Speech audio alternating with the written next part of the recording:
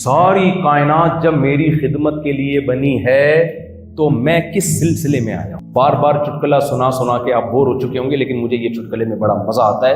ایک اردو ادب کے شاعر کی شادی ہو گئی، دلہن کے پاس گیا تو سمجھ میں نہیں آ رہا تھا بات چیت کا آغاز کیسے کرے۔ ہوتا ہے نا کچھ لوگوں پہ ادب کا بڑا غلبہ ہوتا ہے، تو کہنے لگا کل میری آپ سے شادی ہوئی تھی اس سلسلے میں، یعنی اب یہاں سے ہم بات چیت کا آغاز۔ تو مجھے ایک بات بتاؤ، یہ پوری کائنات جب میرے اور آپ کے لیے بن گئی ہے تو عقل کیا کہتی ہے؟ ہم عیاشی کے لیے بنے ہوں گے، لائف کو محض انجوائے کرنے کے لیے بنے ہوں گے، یا ہمیں بھی کوئی ٹاسک دی گئی ہوگی؟ عقل کیا کہتی ہے؟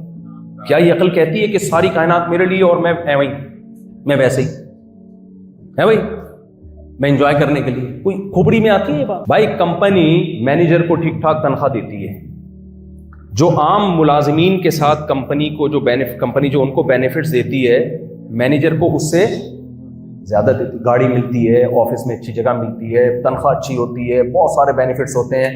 اب تمام ملازمین کو کمپنی نے کہہ دیا کہ آپ سب اس مینیجر سے پوچھ کے آئیں گے، پوچھ کے جائیں گے، آپ سب اس کے فرما بردار اور تابع ہیں، اس نے آپ کی کمپلین کی وہ سنی جائے گی۔ مینیجر صاحب خوش ہو گئے، کرسی پہ آگے بیٹھ گئے، انہوں نے کہا بھائی میری تنخواہ لے کر آؤ، میری گاڑی لے کر آؤ، چائے لے کر آؤ، یہ لے کر آؤ۔ سارا دن ملازمین سے ایسی کی تیسی کر کے رکھ دی، اپنا 5 روپے کا بھی کام نہیں کر کے دے رہا ہوں۔ کمپنی نے پوچھا بھائی آپ تو کچھ کر نہیں رہے ہو، ذمہ داری تو ہم نے یہ ساری جو خدمت آپ کے لیے اتنے سارے خادم پیدا کیے، آپ کا بھی کوئی کام ہے؟ آپ کو نہیں، میرا کوئی کام نہیں۔